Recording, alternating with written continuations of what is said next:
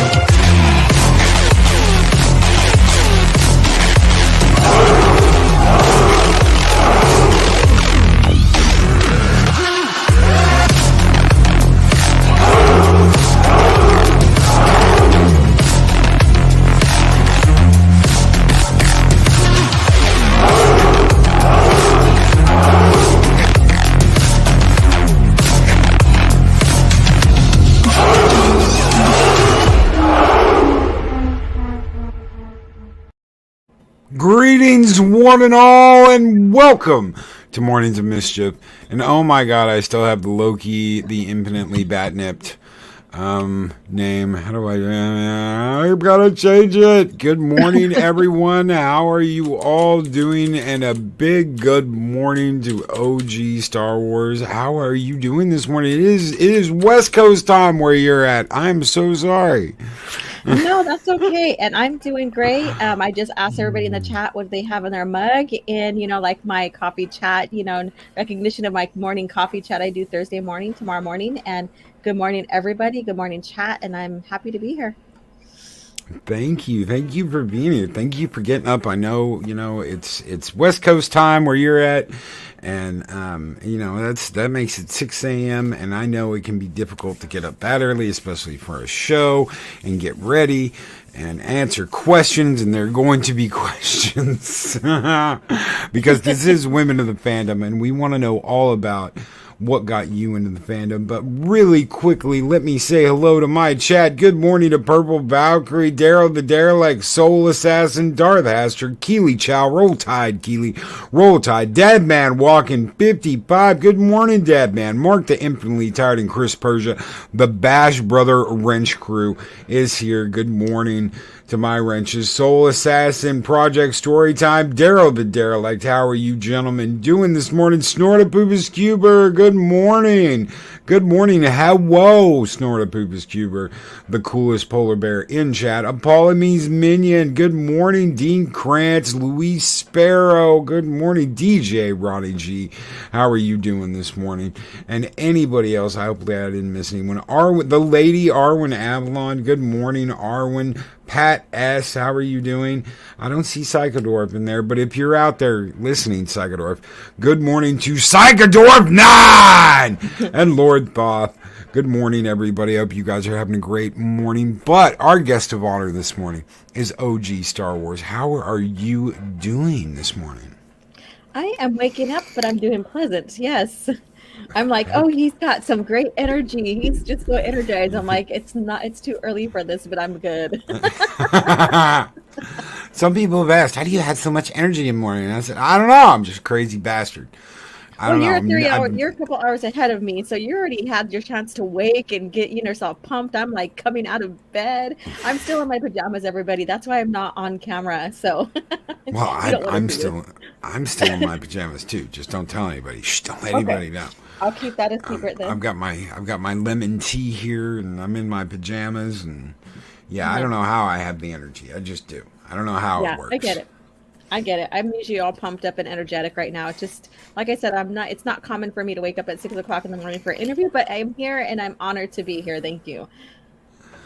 Well, thank you for being here. So tell us. Let's get straight to the skinny. Oh, hold Psychodorf now is on day 2. Jaw. Oh, hell yeah! Congratulations, you gun bunny. You tell Psychodorf.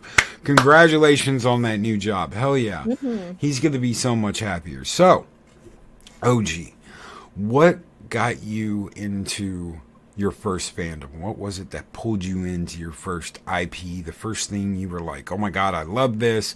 What was it? What happened? Tell us all about it. All right. So the very first fandom I got exposed to was Star Wars, and that just goes into, my channel platform here and also my name.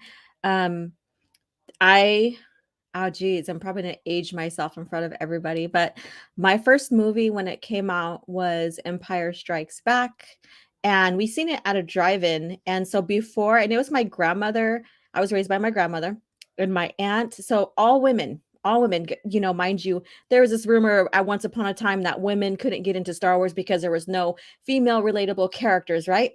But it was all women in my family who loved Star Wars and Star Trek.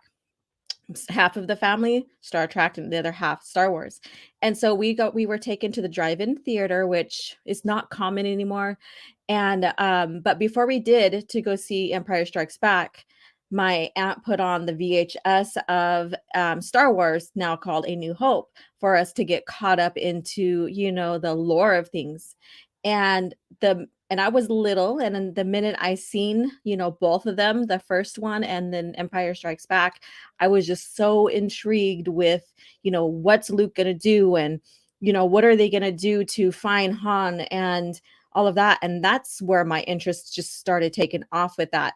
And the second kind of love, I guess you can say I'm more of a casual fan at the time, was Star Trek, because my grandmother watched that all the time. So I would sit and watch it with her. It would be our thing. But Star Wars just initially took off with me, and I've never looked back. I never looked back. It was Star Wars. And another one was Batman. I really love Batman 89, but again, I'm a very casual fan when it comes to that too. So Did you enjoy the animated series when it came out? yes. God, I can't think of anybody that who didn't love '89 that didn't like and get into the animated series. Right. I Right. no, I absolutely loved it. So you got it because of family. You got into Star Wars and you got into Star Trek. You like Star Trek because your grandmother watched it. But a whole car full of women going to see Star Wars. But Star Wars is unrelatable today, or was in the past. You got to see the new Star Wars for it to be relatable to a woman. But it can't be, Leia wasn't, the bee's knees or the shiznit or anything like that. Right. Nobody liked Leia because she was a woman. She was a woman. Leia didn't do anything. She just, commanded Echo Base and at the end was basically giving all the instructions to everyone on how they were going to evacuate, and it was a successful operation. They Yeah. successfully evacuated everyone, and Leia was leading that charge. So no, but she never did anything. No, she did not. In fact, she was still kind of leading the way when she was being rescued, of course, in that. And I've seen people debate this, but in that, it wasn't just Luke and Han rescuing her, and they were rescuing each other. But you could tell right away that she just took charge, in a sense that she had that leadership, that organic leadership. And so when we started hearing, well, we need to give the female fans a relatable female protagonist because they never had one. I'm like, did you watch Star Wars: A New Hope? Do you realize that Leia is one of the protagonists, and we see her first before anyone else? That's right, and she's gunning down the stormtroopers in the first Mm-hmm. movie. And Right. who's the one sitting there rapid firing a blaster rifle, saying "into the garbage chute"? Get into the garbage chute. Into the garbage chute, flyboy. And she throws her gun and jumps in the garbage chute, leading the way. Again, Yeah. and Han talks about committees. Mhm. contact, I would consult with the committee, and I'm not a committee. Well, that's because she's making decisions. She's the one making decisions, and she's like, you know what? If you want to make a decision, get your ass in gear and make a decision. Otherwise, I'm going to make one, and that's what we're going to do. Right. Right. And so, She's a but leader. right, but the funny thing is that I didn't need to focus on gender for me to find a relatable character, I guess you can say. Luke was the character that I related to more than anything else. And oh my God, he's not a female. How could that be? Yeah, I yeah. guess I didn't know how it's really supposed to work. I guess I don't know. I always was partial to Han. I don't Yeah, know why. I made, it's like everybody loved Luke. I thought Han was like the best. I always yeah. thought Han was the best. I thought Luke was whiny. Even when I was a kid, I was like, why is he whining? Whiny's bad, right? Hmm. But Han, yeah, oh sure, I'll sit here and put my arm over the chair and pull out my blaster rifle and pop a couple of them in you. Yep, all Han style. There you go. All And the Han thing is with style. yeah, with the whininess at first, it didn't really bother me. Because I guess I kind of understood that this is a boy, a young boy, or almost, he's on the cusp of manhood, right? And he's trying to figure shit out in the world, and he's got this I guess you could say aspirations and stuff to be something greater. And and I'm not saying I was whiny or kids are whiny or anything like that, but when it comes to, you being on the cusp of becoming an adult and stuff, you want to be able to do what you want to do, right? And so that's how I seen that more or less than anything else. But I do get people responding to that, like, what the hell's wrong with him, that kind of deal.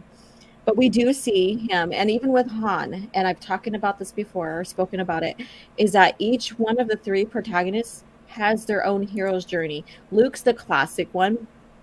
Hana's one's the transformative one, from going from selfish to selfless and finding love. And Leia is the one where she goes in, she's got the feminine hero's journey, to where she goes from the staunch female who doesn't need anybody to realizing that she can open herself to love and still be the strong woman. Absolutely. Yeah. Absolutely. You hit the nail directly on the head. Yeah. So, what did you think about the prequels when the prequels came out? Oh, that's a good question, because a lot of people, we all know this little debate that's going on, and I didn't mind the prequels whatsoever. I was very curious to find out who, Anakin Skywalker really is and what had happened to him. Yes. And um I wouldn't say, people say go in there with, a blank mind, blah blah blah, or disconnect your mind or whatever. And I'm like, I don't do that. I go in there with, like, okay, with curiosity, I guess you can say. And so, like, the Phantom Menace, I think, is the one that gets the most hate Yeah. from people, I because love Qui Gon. I huh? love Qui Gon Jinn. I'm a huge Yes. Qui Gon Jinn fan. He's like Okay. probably my favorite Jedi of all time. So I like Phantom Menace. But yeah, you're right. It gets so much hate. Right. My favorite is the pod race. And that's another one that gets like, hey, it was stupid and blah blah blah, whatever they say about it. And I like it because we get to see the innate. And there's a difference between innate force abilities in Star Wars and trained, and growth in for using the force, and are honing in your force abilities, the powers that you get from the force. And so we get to see exactly what innate or instinctual force abilities are. And that's like quick reflexes, and survival skills. That's what a untrained and innate force user uses, right? And we get to see that with Anakin Skywalker. And then we get to learn exactly, like, why he is the chosen one. And many people think, oh wow, the midichlorians really ruined the lore when it comes to the force. And I have to disagree with them, because it gives us an understanding in how the body harnesses the force, but the force is still a mystery on why some people are stronger than others, other than the midichlorians, but why people are can use certain abilities, because we know that the midichlorians helps them harness the force in certain degrees, but we don't understand why some people can be telekinetic and others can't. And so it leaves us with a still a mystery with the force, other than how it works through sentient beings. So yeah. No, I agree. I absolutely agree. And I liked that mystery. Lucas talked about that once, about the Force being like a ancient martial arts that you Yeah. have to study and become a master of. And Larry with $2 super chat, ask Alora about Boba Fett's journey in EU. Heart Alora. Oh, Oh yeah, and I know Boba Fett is now the focus of the fandom, whether you like George Lucas era Star Wars, or you're on Disney side, or you're in between. And because the movie, the book, or the series, the Book of Boba Fett's coming out. Well, Yes. with his EU story, because we get like with Wedge, even with Boba Fett, and these are movie characters, right? We get the most of their story in the EU. So they're Yes. really EU eccentric, even though they were from the movies. And Boba Fett, they he we know that him growing up, he used aliases and stuff, and Jester Morel was one of them. Yep. And from there, it expanded into him, of course, being a clone from Django and stuff. And the origin are his parents were never divulged in the EU, so that wasn't a retcon. It was enhancing his story, and again, that's being debated right now because of the Book of Boba Fett. And later on in his life, he ends up honoring Django, because Django created him so he can be the next leader in his place of the Mandalorians. He would be the Mandalore. And then, so later on, after Return of the Jedi, he becomes Mandalore to honor, even though he did not want to take the leadership role, because he was a loner. He worked on his own, even in bounty hunting. He worked on his own. So he took that mantle and led the Mandalorians, and then through the New Jedi Order against the Vong, they eventually helped defeat the Vong. And later on in his life, he did have a family and try to be normal. And from there, and I guess you could say spoilers if you don't know, one of his I guess you could say his boss, his leaders or whatever, from the journeyman protectors in the Mandalore culture, raped his wife, and he killed him. And then so he got banished from their home planet, Concord Dawn. And so from there, he lost connection with his family and his daughter and stuff. And from there, later on in life, he finds out that he has a granddaughter and all that. So that's all I'm going to give. It's a great story if you follow the EU. Very compelling. He is a conflicted character. He is. And like I said, it's worth following if you have a chance. Absolutely. Mm-hmm. Absolutely. I was talking to Coach over at EBN one day about Beskar, but the Yeah. Beskar Gam. They call it Yeah. Beskar Gam in Mm-hmm. the EU, but and how it can deflect lightsaber strikes and all kinds of stuff. And then he Right. saw it in the Mandalorian. He was like, "Holy shit, Loki was right." And I was like, "Yeah, well, all of it's in the EU. Mm-hmm. All of that is in the EU. Boba Fett's rise to Mandalore, and how he Right. after the Yuzong Bong War brings back Mandel Motors and starts actually making Mm-hmm. ships using that armor." You're Right. talking about whole ships, like fighters and stuff, using that Mandalorian armor. Just imagine that, because that is like one of the toughest armors, because you can't even use it like okay, in the original lore, lightsabers can't penetrate it, right? But in the new lore, lightsabers eventually can. So there's a difference between Beskar in the original lore and Disney lore. So just a little bit of compare and contrast there. I'm not putting anything down with it. I'm just saying that between the two lores, it's weaker in the new lore, Yes. which is kind of sad. And what was so interesting is with Beskar Gam, when in Legacy of the Force series, Jason Solo, who is now Darth Caedus, he learned Shatter Point. He eventually Yes. learned Shatter Point in his sabbatical journey of exploring the Force. And they were in a conflict on I forgot what the asteroid was now. It's kind of early, so I'm like, okay, I don't remember right now. But anyway, so he was in front of a Mandalorian, and they were fighting and stuff, and then he just all of a sudden just like concentrated, in the Force, and I don't know if he tapped on it, I don't remember, but anyways, he found the shatter points in the Beskar Gam, and totally just he did the Force ability, and it just fell apart. It was crazy. Yep. It just fell apart. So, and what was so unique about that is that was one of Base Windu's special abilities, a shatter point, and that Yes. was one technique that was lost over the time and until then. And so I thought that was a nice little introduction to that again. They go so much in the EU. They go so much into the prequel stuff that happened in the prequels, and stuff that happened after the original series, the original trilogy. There's so much story and so much information, and that was one of the things I loved. Like you said, when Jason goes on sabbatical and he starts learning all of these techniques. That these masters in the prequels knew, because they had all this information. They had this giant information database. And one of the first things Palpatine did was remove that information and keep it for himself. So he had it, but none of the rest of the universe didn't have it, because he never wanted the Jedi to have the ability to come back and be as strong as they were. And that's one thing Luke does. I think that's one of the reasons why people are so upset with the sequels, is Luke brings back the Jedi Order. Right. And it's stronger than ever. Have you read the Revenge of the Sith novelization? Yes. Okay, so then you are familiar, like the last chapter is like the golden chapter that sets up the future.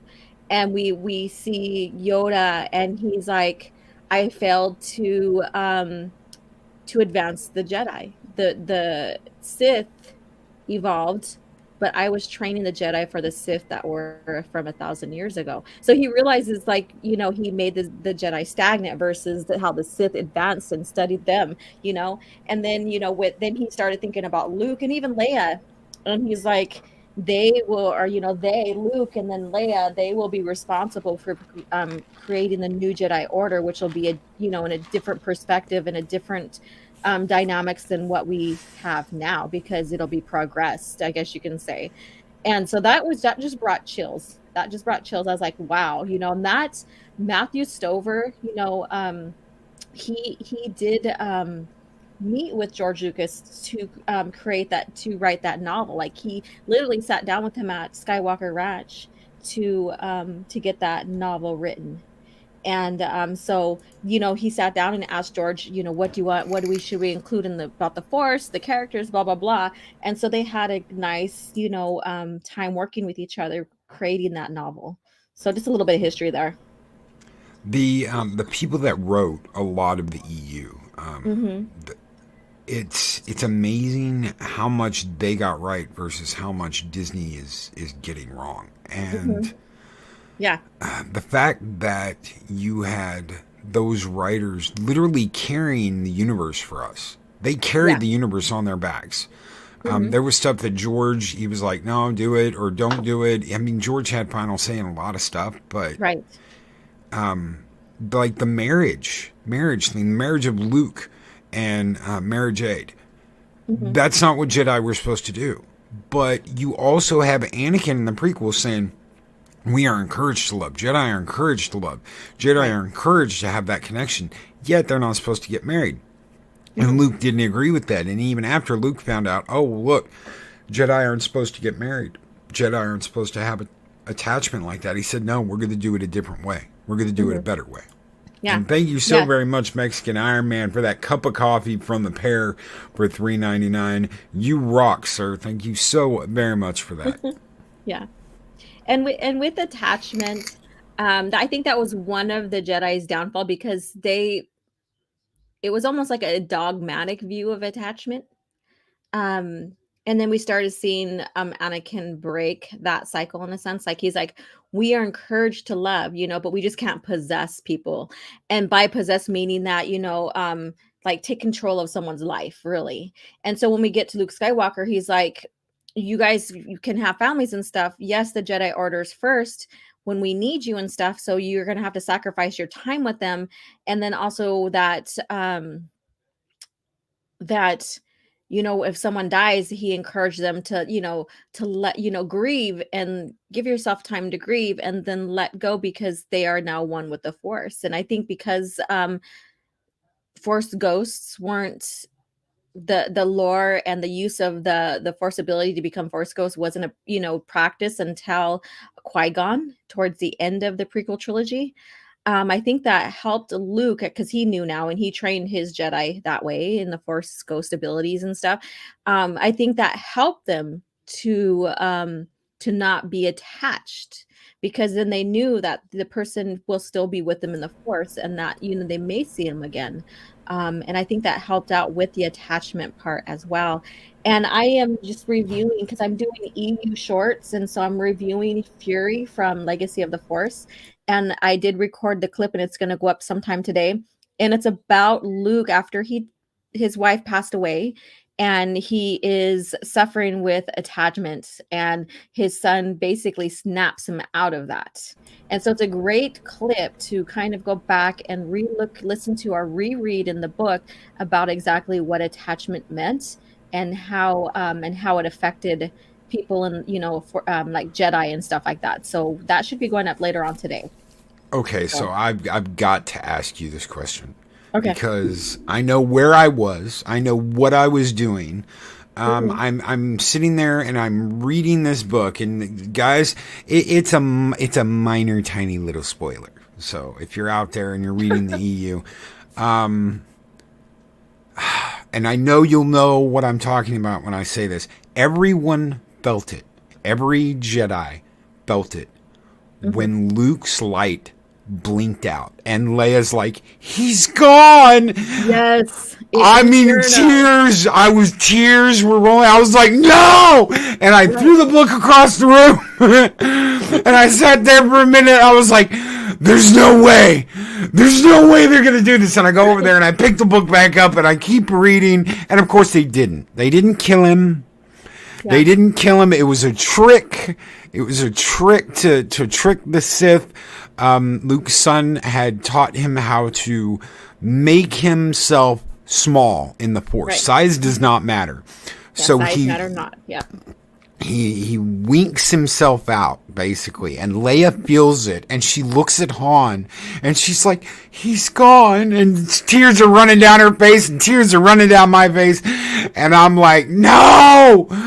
Right. Did you lose your shit when that happened? Oh my God. So when I first read it, and I could see you throwing the book down and then you circle it like, why are you doing this to me?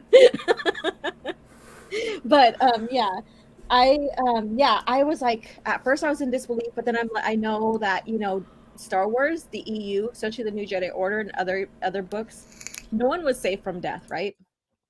And I was thinking, okay, so the big man says it's time for Luke to die, but what the hell? Why in this kind of situation? Why in friendly fire? And again, like his niece and nephew, and the niece did the friendly fire, and the nephew's the one that's the dark sider, and and they just had this like confrontation where he pins his nephew down in the chair before then and stuff like that. Because that book, that's my favorite book in Legacy of the Force. I'd like his interaction, and I'd love their fight and their interaction between Jason and Luke, or Darth Cadus and Luke. And so I'm like going through these emotions, like, oh shit, he's strong in the Force, blah blah blah. Why does it have to end this way? And then reading about Leia just losing, like her heart is broken, and how Han reacts. And he's like, the universe can't die before, or Luke can't die before the universe in some strange way, his little saying, if Luke dies, the universe has to die or whatever. And I'm paraphrasing it poorly, but Han's reaction as well. And then Jaina's reaction after she thought she killed her uncle in friendly fire. It was just well written. And I think this is one of Troy Denning's better pieces, is that from there. Yes, absolutely. Mm-hmm. I absolutely agree with you. That was one and I had to put it down. I had to breathe, and I had to like you. I did throw it though. I had to breathe, and I was like, "What's going on here? What's going on?" And then to find out that he hid himself so tiny in the forest that only Ben can feel him, Yeah. and I was like, "Hell yeah. 'Cause Okay, that's his Luke boy. That's his Skywalker." son. For Right, anybody that doesn't know, it's Ben Skywalker, right. not Ben Solo. It is Ben Skywalker. These Uh-huh. people didn't even bother reading the EU. Oh, we'll just name him Ben. Mhm. Bastards. Right, right. And what you think about how Luke pinned Jason down? What do you think about that scenario in the book? Oh! I loved it. I loved the fight. I love the fact that he couldn't do it either. I love the fact that after what happened with Mara, he Hmm. couldn't do it, even knowing he was like, I'm not the one that's going to do this, and Hmm. it was Gianna, and Right. that's I mean, for those of you that read these books, since those kids were born and in their mother's stomach, which is, I mean, where most of us came from, those kids were still in Leia when they like enhanced her and Luke's power and they destroyed the Emperor, Hmm. and suddenly they're all grown up and they've got there's a fight, and what Gianna does is brilliant. I mean, Hmm. how do I learn how to take him down? I'm gonna go to the one guy that made it a mission to take down Jedi without any powers whatsoever. Right. Right. Yeah, And and like Legacy of the Force is just one of the phenomenal series because we have a whole new generation that's coming up. And in Inferno, there's one part before, Luke gets shot down, quote unquote shot down. Jaina was following her uncle and realized, I've never seen him fly like this before. And she goes, I bet you he's never showed like a fourth of his abilities yet, when it comes to the Force and piloting. And I was like, damn. So that's giving him credit because we know that George Lucas said, other than Anakin, his father, that Luke of his time was the strongest Jedi. However, I like how they didn't make him OP. People may say he's over OP in the EU. I disagree because we have like 40, within the time frame, the timeline of Star Wars within that era, we have like 40 some years of seeing Luke's development, and he does fail a lot still. Like even in Fate of the Jedi and against Abeloth and stuff like that, even against the Lost Tribe of the Sith when they try to ambush him, they still yes, almost take him down. yep, he's not invincible and he's not Mm-mm. OP. Nope. Nope. He's We just just get to. he's just the Grand Master of the Jedi Order. Hmm. So he's going to be Yoda level powerful. Hmm. He's going to be very, very powerful, but he's not OP and he's not indestructible and he's not undefeatable. The just the death of Mara and what he did after that almost brings him to like basically resigning as the Grand Master of the Jedi Order. He's sitting there contemplating, should I be the one leading the Jedi Right. after I did what I did? Right. Right, and that's a part of his attachment that he speaks about in Fury, and how his son Ben Skywalker brings him out of that space, I guess you can say. He wants to return to the Force to be with Mara, and he wants to train someone to take his place, and his son's like, what the hell are you doing? What are you thinking? You're like, you're going through attachment, isn't about marriage and having kids and stuff. Attachment is like basically, and he compares him to a droid, putting a restraining bolt on a droid where they can't function anymore. And then so that harkens back to Anakin, because Anakin has a fear of loss, right, because of his mom, and then because of Padme having the Yep. dreams about Padme. And so he doesn't know how to function because he's attached. And so he wants to keep him alive because he's like, I can't live without you, kind of deal. Imagine if they had been married openly, and Mhm. because the Jedi Council occasionally allowed marriage, they did. There Right. was precedence. So he Mhm. could have gone to Yoda. He could have told them how he felt. They could have thought about it and go, you know what? He is one of the most powerful Jedi in the Order. We're going to allow him to have children because we want more little powerful Jedi running around in the Order. And suddenly he can go to Yoda instead of going to Palpatine. He can go to Yoda and talk to Yoda about his dreams and his fears and what he's seen and everything, and be completely honest with Mace, with Obi-Wan, with Yoda, instead of going to Palpatine and relying on a Sith to give him advice. Yeah, and that's the sad thing is that um we knew that was one of the fallacies of the Jedi, is the attachment and stuff like that, and because no one's perfect. We learned that in Star Wars. No one's perfect, right? But Palpatine was so brilliant in his manipulation of the galaxy because he orchestrated both sides of the war, but also blinding the Jedi, and like clouding their judgment and stuff through the dark side, alchemy, I guess you can say, and then also manipulating Anakin. And so he had the upper hand and stuff. So like those who, like, so when you get into the to the Disney side of the lore and they bring back Palpatine, he's from Palpatine in the PT, how brilliant he was. Now it feels like they downgraded, and it seems like they downgraded his brilliance in a sense. And it seems like, and I'm sorry if there's Disney Star Wars fans out there, I'm not trying to be controversial, but to me it seems like Disney's like, everything that was good about these characters, let's do the opposite. Hold my beer. We'll do the opposite. Like Luke, how great he was, past Return of the Jedi, and still had fallacies, still had trials, even doubts. We even see him go into like a mini exile type thing in Black Fleet Crisis, in a sense. Like he's like, where am I supposed to be as a Jedi master, training new people, blah blah blah. So he has his doubts, right? And to Disney saying, hold my beer, we'll do the opposite of everything they did with Luke inside the EU, and just making him this crying man baby that retreats to an island and gives up on everybody and everything in his morals. Because yeah. And that goes with like even like Han, his hero's journey, or his journey, was going from selfish to selfless and being able to have that family. And if you read the Han Solo trilogy, he even states maybe one day I'll have a family, because his family, he never knew his family because he was orphaned at a very young age and taken in by a crime syndicate. And because of his brilliance, because of his tactical thinking and stuff. And then later on we find out because of his family name as well.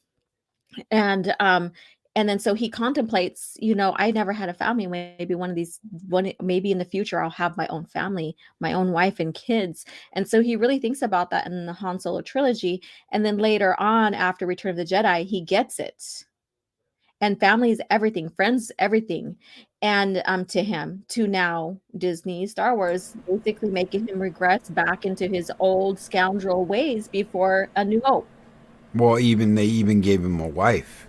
In the comics, they even gave him a wife that he ran out on and wouldn't have anything to do with it. And it goes back to the whole men are horrible and men are trash, and they're always going to be this, and there is no redemption. There is no redemption. And that's what they took away from Han. I absolutely, completely agree. They took away that redemption. Yeah. And okay, so I'm gonna ask you a question, because I know you're a Han Solo fan. So how did you feel about that? How did you feel about the whole regressed arc that Disney lore did to him? As I was watching it, I went into Force Awakens going, I will take anything as long as they don't kill Han. I'm going to be okay with this as long as they don't kill Han. And what do? They kill Han at the end of the movie. Spoilers. Yes, Han dies in Force Awakens. Sorry if I ruined it for you. We should all know that now. People should know that now. It's a friggin' movie. Now, books, on the other hand, some may not know, but a movie people should know. I was very upset with what they did. My kids like that movie. Yeah. My oldest did not like Last Jedi. I didn't like Last Jedi. And she thinks this is her direct quote. Rey is too epping OP. I was really upset when I walked out of that theater. Yeah. And I said, I don't know what they're doing, but I don't think they're doing it right. Everything else about that movie I was okay with, except for Rey being atrociously annoying and like, oh my god, I fixed the reverse power coupling. And you're like, dude, I never knew we had a female C3PO on the ship. Thank you so very much. I isolated the reverse power flux coupling. Oh, Can great. you turn her off, please? God, there's a button. You have a button, right? Just like Street Right. CPO can just push a button and shut you off. I'm surprised Han didn't, think of that. Yeah, I didn't ever know we had a female C3PO on board. Right. But it was, she's annoying, but where they're going, and I want to see the end of that movie. I had hope, and my hope was, I can't wait to see her hauling buckets of water on a stick up those stairs. Yeah. My thing was, she is climbing the stairs to meet the Kung Fu master, and he is going to run her to death on those stairs.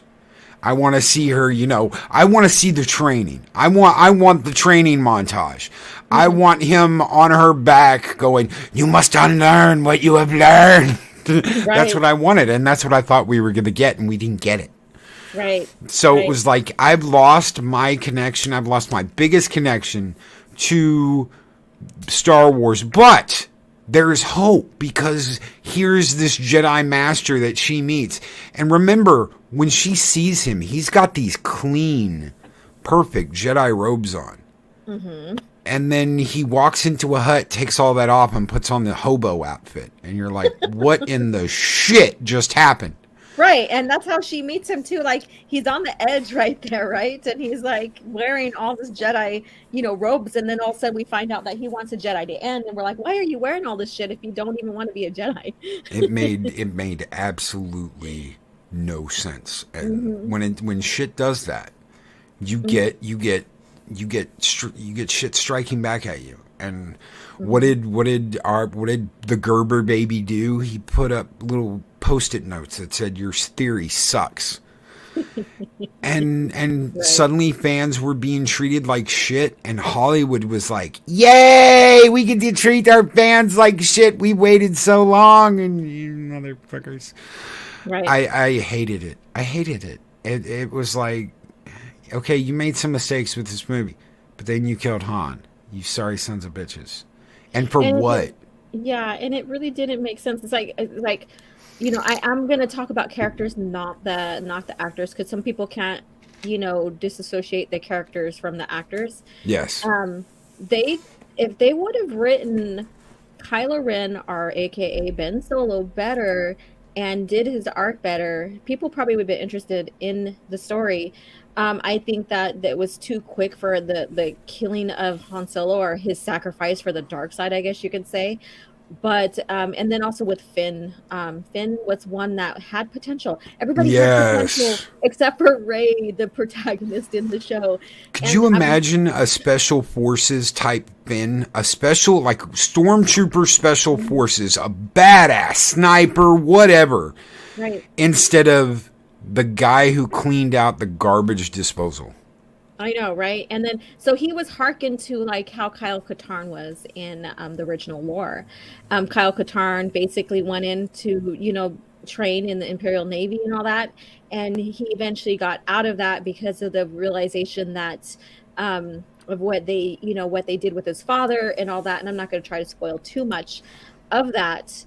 And so then he helps with some missions to steal the Death Star plans, and eventually becomes one of Luke's first students in the New Jedi Order. A very great and compelling story. You could play his character arc on the games, and you could read about it in Dark Forces trilogy novellas.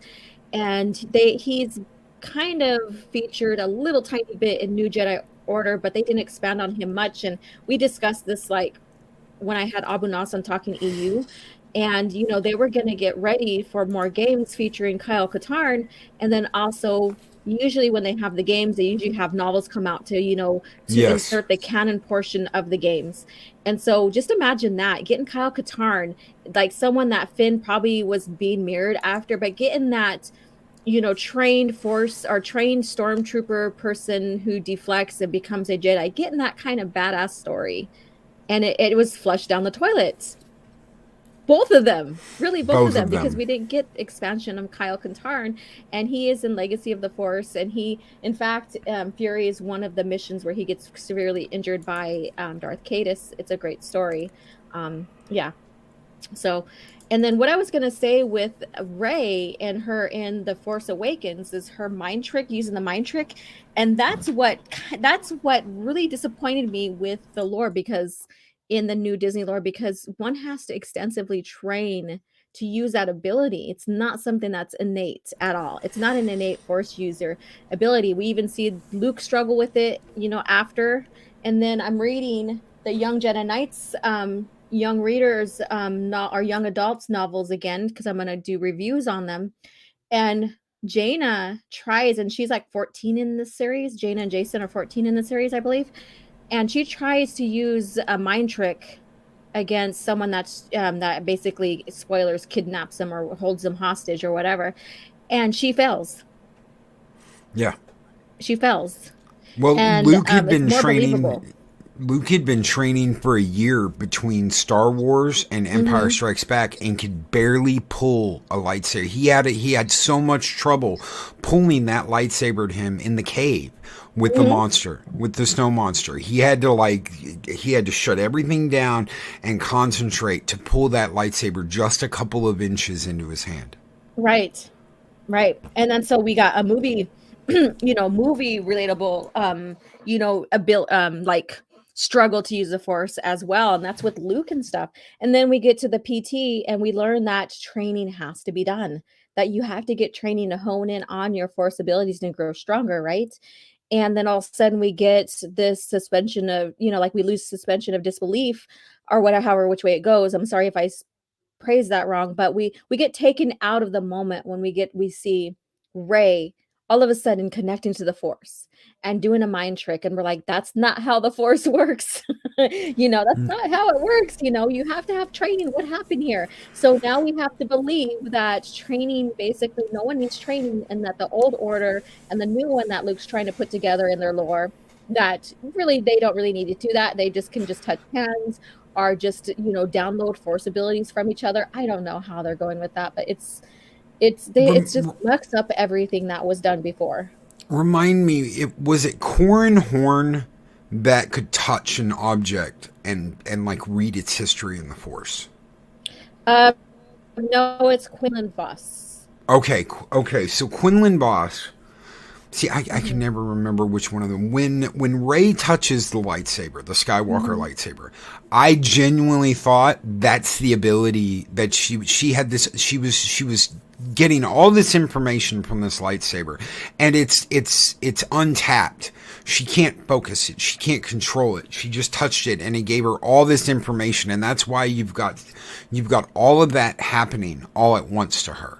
And you hear people, you hear Yoda, you hear Obi-Wan, you hear Luke, you see the fight in Cloud City for just a moment, and it's uncontrolled.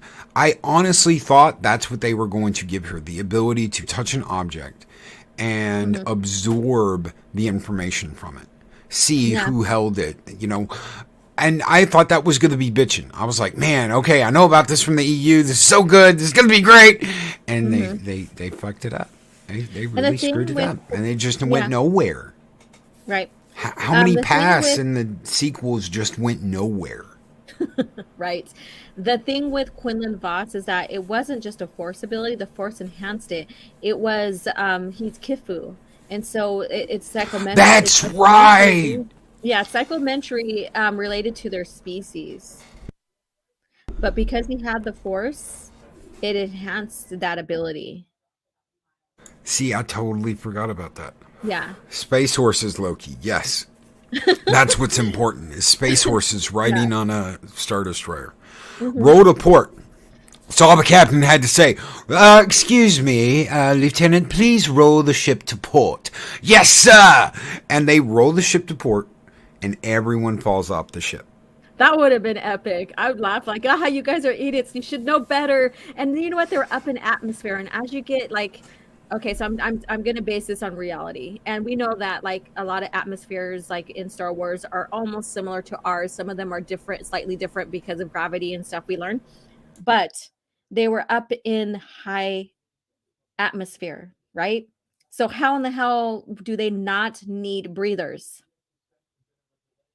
Oh yeah, they'd have to have breathers. They'd have to have something. Yeah. Yeah, and breathers is basically just the oxygen port that people use. They call them breathers in Star Wars. So why didn't they have breathers? Why didn't they have our even the gravity, the atmospheric pressure and the heat from the atmosphere, they should have been cooked. You know, and so that was that was a very weird. And then also the ships that were being launched, they didn't know the difference between up and down because they needed a satellite. That's bullshit. Yeah, no, that's complete bullshit. And it's like, come on now, you guys. It's like for reals, and every single bit of lore that's coming out of Disney, Star Wars, like even in the TV series, there's a lot of things like it's like, do you guys even pay attention to your continuity and the continuity established by George Lucas through the movies? Because I compare and contrast, so I do a lot of research between the new and the old lore. And I'm like, okay, so this is how it's originally done. It's original lore versus this, like hyperspace. And I see Stig inside the chat there. And that's one of his big deals because hyperspace was first seen and how to navigate it and how to set your coordinates was first revealed in A New Hope, right? And so now anybody can jump into hyperspace from atmosphere, and that was never a thing. No, Kill yourself. And that's done in every single bit of lore in the novels, in the TV or the Disney Plus series, like Mandalorian, and even in the sequel trilogy. So at least they're being consistent with what they're doing. But however, it breaks lore to George's movies, and that's the main focus there is George's movies, because they set the foundation for the EU, right? So now they're setting the foundation for the new lore, and they just totally disregard it. When the Millennium Falcon takes off on Tatooine, they could have just gone to light speed as soon as they got out of the spaceport. They could have just gone to light speed. Instead, they leave the planet's atmosphere. They struggle getting away from two star destroyers, and then they go to light speed. Oh, it must have been that whole time they must have been priming the Navicomputer, getting the Navicomputer ready. Because they could have just taken off and gone right to light speed in the gravity well of a planet, which you cannot do. Right. And that even goes back to the prequel trilogy, the blockade of Naboo. That's right. They couldn't just drive, they couldn't just cruise around the planet and go in or whatever, because of the blockade, but they couldn't leave either because of the blockade.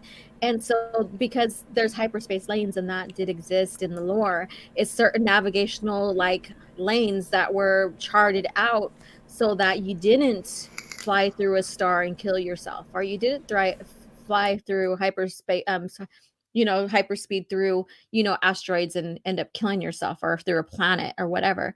And but now that's disregarded. So it seems like they're going, and like I said, I'm casual fan with Star Trek. So I don't know how, theirs works too much more. If it's similar to Star Wars, I'm not sure. So they can't do that either. They can't do that either. Wow, as a long-term fan of both IPs, because I love Star Wars and I love Star Trek, and I'm one of those people that's like, no, you can love both and still be accepted. No, you cannot go to warp inside a gravity well. That's a big no. Okay. You can't do it. All right. Yeah. So I don't know. It's like they broke that continuity, or that rule, I guess you could say, with hyperspace and and all that. And then after that, they're like, fuck it. Let's just go with it. We'll just do it every time now. And I'm like, come on now, like even for like even in the lore, like I forget which one it was in New Jedi Order, but oh, it was Vector Prime after they lose Chewie. Spoiler, sorry, you know Yes. that's where when Chewie dies. It was a compelling death. It was true to Chewie's nature, I'll say that.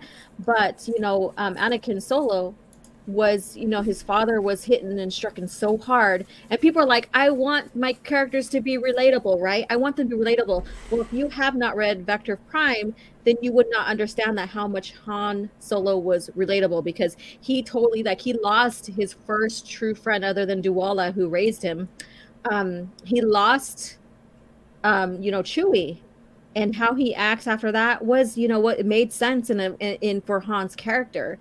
And but he had to learn that how harsh he was being, and so he realized how harsh he was being after he thought that he lost his son Anakin, when Anakin and them were fighting against the Vong in the asteroids belt area where they were with Lando Calrissian. And Anakin had to blind jump out of there so he doesn't die, which means he's still risking his life, because when you blind jump into hyperspace, you could die. Yeah, you don't know where you're going to come out.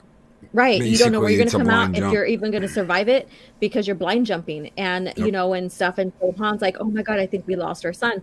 And so it's a very compelling story there. But that's just another example of, like, if you blind jump. And we see that with Poe in The Rise of Palpatine.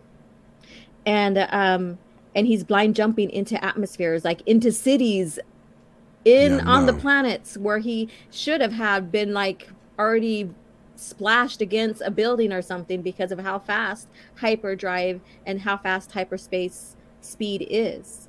Yeah, they're So looking at it like wormholes instead of actually traveling through hyperspace. Almost yeah. like it's a wormhole and you're going from A to B instantaneously. No, you still go past things and through things, and if you go through something, that's it, you're dead. Right. It's like hitting a brick wall at 1 billion miles an hour. Yeah, and I did a lore history short for my channel about, like, a few weeks ago, and it was about the red attack, or was it the Rakata, and they're the ones that, and this is like past, this is back, way back, like Yeah, 25,000 the years ago. Rakatan race, Yeah, the yes. Rakata, yeah, the Empire, and they're the ones that basically were one of the founders of the hyperspace and hyperdrives and all that. So it's very interesting how it took that long for that type of technology to advance into what we see in Star Wars now, right? And now in the High Republic, it's like they're barely navigating and exploring hyperspace and hyperdrive capabilities, and that's like 200 years before the prequel trilogy. So it doesn't make sense. It doesn't make No, sense at absolutely all. not. Absolutely Mhm. not. Yeah. A lot of what Disney did doesn't make sense. The death of Han didn't make sense. The death of Luke didn't make sense. Why Mhm. Rey was OP the way she was never made sense. Mhm. They can make her a Palpatine. They can make her a Skywalker. They can make her whatever you want. One thing I want to ask you before I ask you about your channel. One thing I want to ask you: did you see that description of Gianna Solo? That I don't know where this came from. I've spent at least 10 minutes looking for it this morning, but there is a description of Gianna Solo floating around out there, that she is the daughter of Rey and Kylo Ren. How that would happen, I have no idea how that would happen, Mhm. but that Gianna Solo is the daughter of Rey and Kylo Ren, and that's how they're going to frame it when they pretty much recreate Gianna Solo, is that she's Ben Solo's daughter, and Ben Solo had a daughter with Rey. I did see that, and I totally friggin' ignored it, because it's stupid, and that's how I'm gonna say it. It's stupid. You know, when they bring in EU characters, like especially the ones that are just strictly EU, um, they like Thrawn, for example. They do bastardize the characters. Yes. They do. Like Thrawn in the Rebels, he is useless. He's not that tactical. Yes, they did give him back some of his his capabilities, like being able to study, race, species because of art and stuff, but his tactical sense in Rebels was not there. He, some of the stuff he did in Rebels, it's like I question versus the Thrawn I know in the original lore.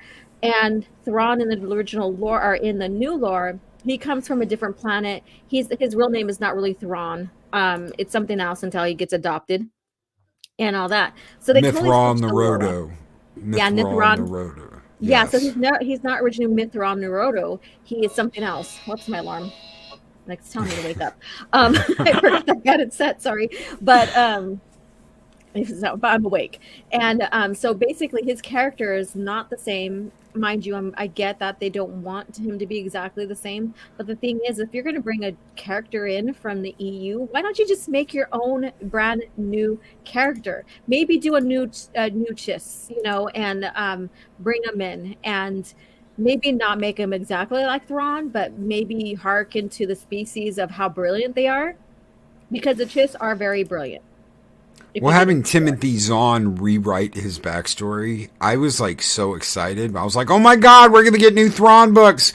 And then I read the first one and I was pissed. I love the beginning where he's like Ramboing stormtroopers. He's like going through the jungle. I had like, Predator music vibes at the beginning of that, But after that, it's like, wow, you guys really neutered him, didn't you?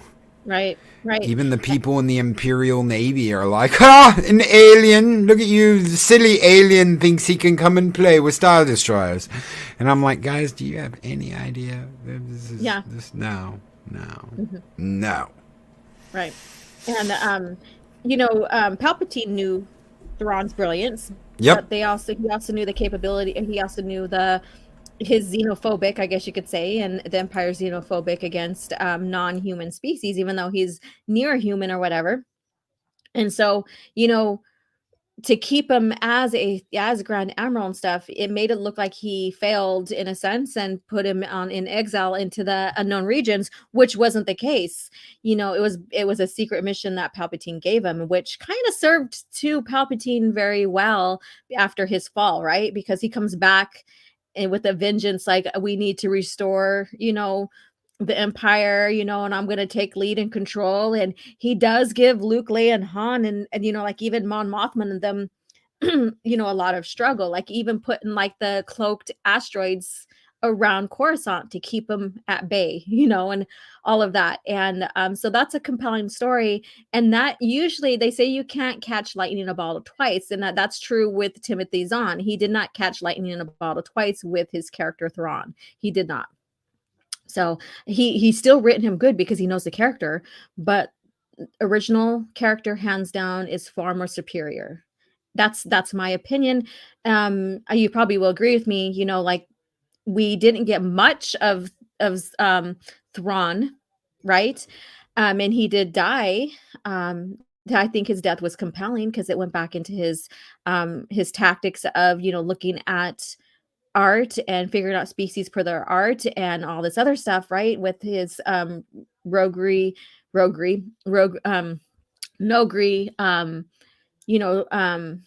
guard Rook, right? They played him so well that he recognized it and had respect, because he still had respect for his enemies, and so the new Thrawn, he gets to live longer, and I think Timothy Zahn likes that idea, but it's not nearly the same. So yeah. And Stig Kenobi says Zahn is a one-hit wonder. The Thrawn trilogy was a masterpiece. Other stuff he has written for the most part is mediocre. I liked the Outbound Flight. Outbound Flight, and I liked what is it? Visions of the Past, Visions of the Future, whatever it was. Yeah, Visions of the Future and Spectre of Past. Spectre of the Past and Visions of the Future. I liked those three. I really did. Did you read Survivor's Quest? Yes. Okay. What do you think about that? Everything Thrawn's written, because he was always my favorite of the EU writers. Okay. I liked it. It was. I liked the idea of the crew turning on anyone who has force powers, like they're the devil.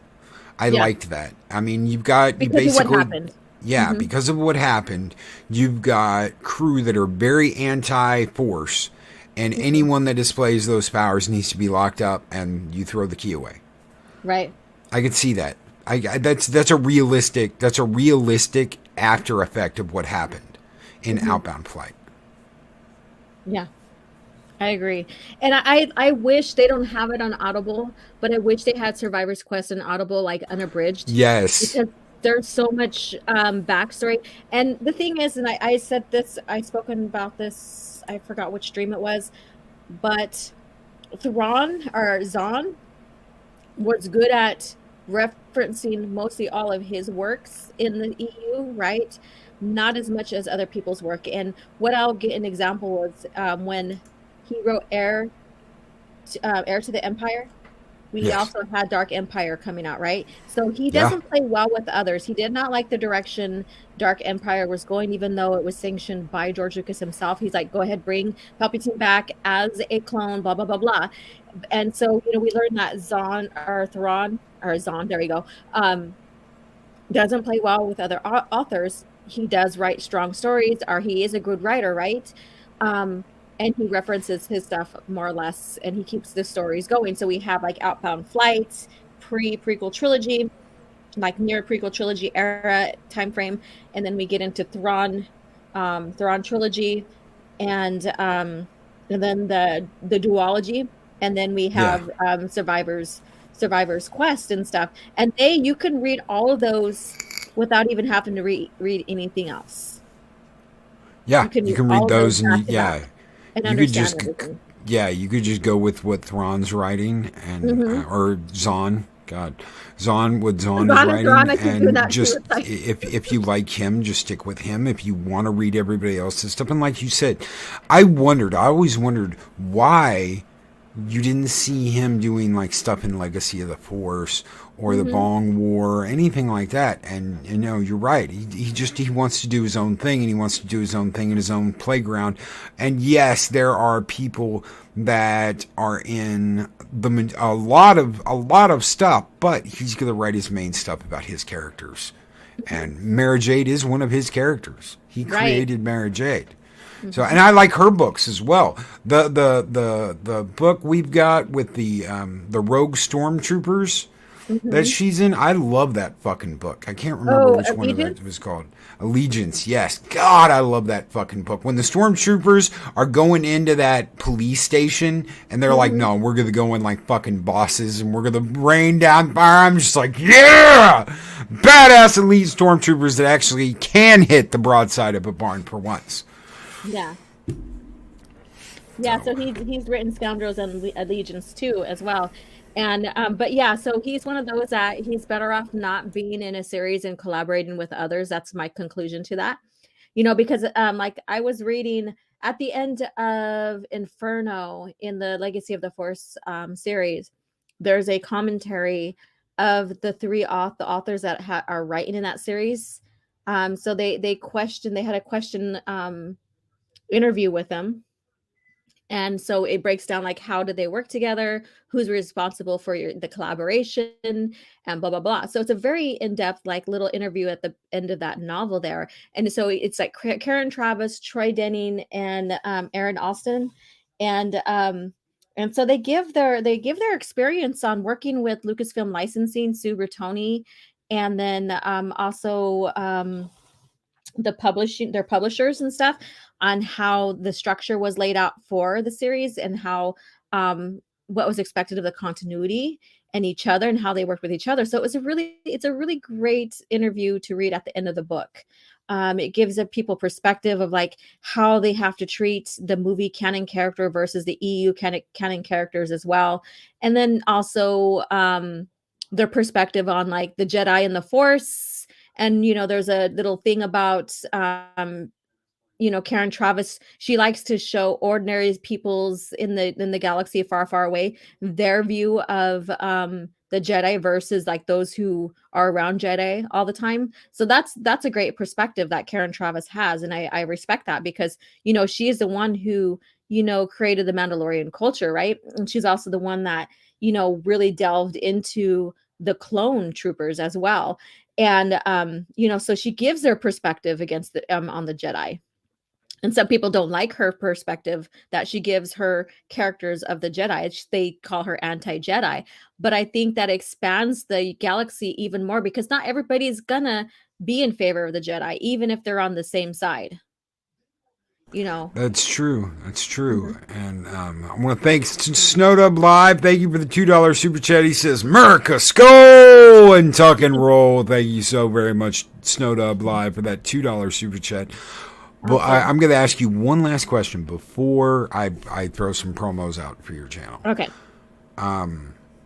Knowing, and I don't know if you knew this or not, then, knowing what the clones were, like I knew they were Mandalorians.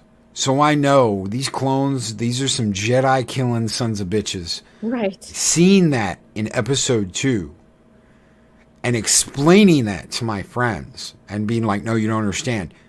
The people that the clones, basically all the clones are modeled after Jango, and Jango's a Mandalorian, and these guys fought and killed Jedi. They don't have Force powers. They're not Sith, but they were able to fight and kill Jedi. They almost brought the Republic to their knees. Palpatine now has an army of these sons of bitches at his command. I can't wait to see what happens next. Right.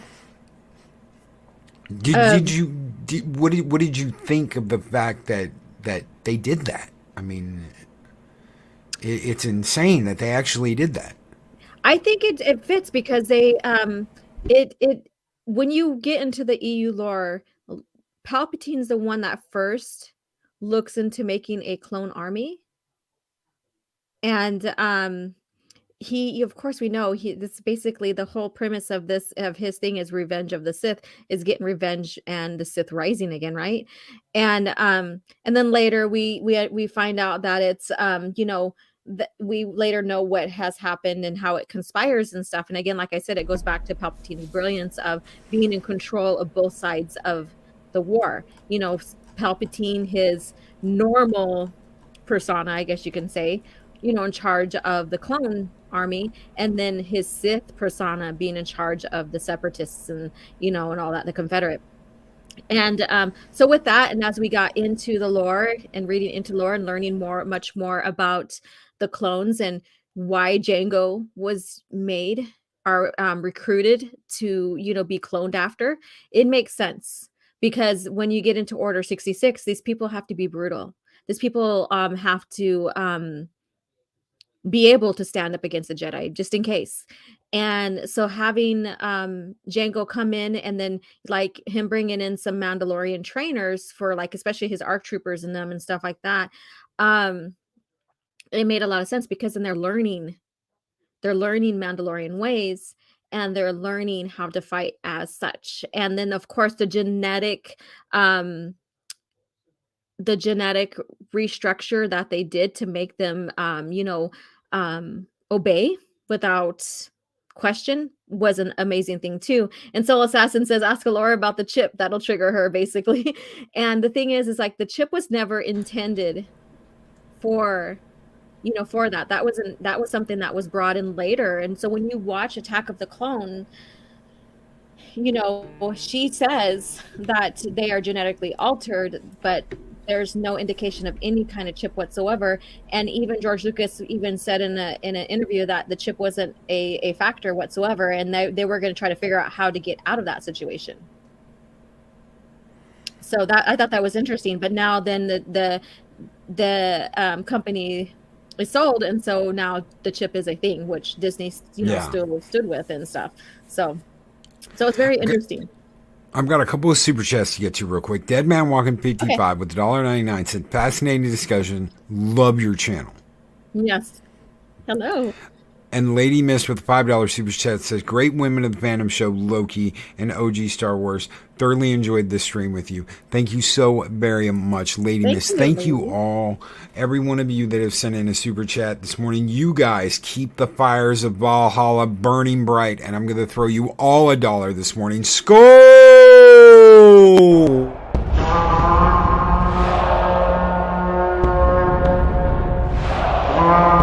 A don't! Never seen a dollar. Nobody's got a dollar. Let us see the dollar. There it is. It's beautiful. Take your hat off, boy. That's a dollar bill. Thank you guys so very much. Oh, goodness. Yeah. Okay, so let us know about your channel. For anybody out there who's not subscribed, mods, please throw Alora's link in chat for us, please. Tell us about your channel. All right, so my channel is basically about preserving and sharing the George Lucas era of Star Wars, which includes the movies, the EU games, all of that was pre-Disney. And I also do compare and contrast. I haven't thrown out a compare and contrast video in a while, but what that does is that it makes people think by comparing the original lore versus the new lore. And then people can decide, you know, like which way they want to go. I've never told anybody otherwise what to enjoy. And so my focus is basically to preserve, you know, the original lore that came before. And I do, you know, I do Talking EU, which is interviewing people on their perspective and how they see Star Wars and how they got into Star Wars in the EU. Very fun interviews because everybody has their own experiences. Like listening to you, Loki, it's a joy because you have your own experience. Not everybody's experience is the same, and we may agree and disagree on some things, right? And that's what's the beauty of it. And Coffee Chat is about talking about Star Wars, and right now we're reviewing comics because growing up I didn't hardly get into the comics, but now I am. And so I'm I'm re-experiencing the lore again through the comics, and it's been a beautiful journey. And then, you know, like I said, like lore shorts and Star Wars news and all that. So whatever you need right there, if you want to come in and check out a review I've done on a novel, or watch a coffee chat on a certain comic, you know, series of comics we're doing, that's what the channel's about, you know. And you can even find me on Twitter. So if you have questions about the EU and you want to know, okay, I'm barely beginning, where do I start? Or I read this, where do I go from here? I'm more than happy to help you out. And, you know, and even any questions pertaining to the EU, I'm there for you guys. You know, this is about preserving the heart of Star Wars. And the heart of Star Wars is basically George Lucas himself. Even if he hasn't written it, he was involved, right? And he sanctioned it, he approved of it, and nothing is produced at the time when it was his company. Nothing was put out that he didn't want, right? So that he everything didn't we see, if he didn't like it, we didn't see it. And that's the purpose of Star Wars, is that it's one continuous history that expands more than 25,000 years. And one more quick thing is that he got world records for the most books pertaining to a movie saga. So that's Guinness World Record. That's amazing. That's amazing. Nobody's ever come close. Nobody's ever come close. Nope.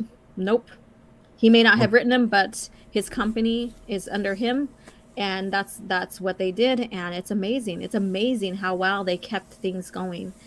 So, yeah. I want to thank you. Thank you very much for coming on here this morning. I know you had to wake up early, but we really do appreciate it. This has been one hell of a discussion for the women of the fandom. Thank you so much, OG. Thank you for having me on. It's, you know, honored to be here. Thank you. All right, guys, we will be back tomorrow with a Thirsty Thursday. Until then, everyone take care. Have a great one. Be excellent to each other. Always speak friend to enter. And have a great one, folks. Have a good one.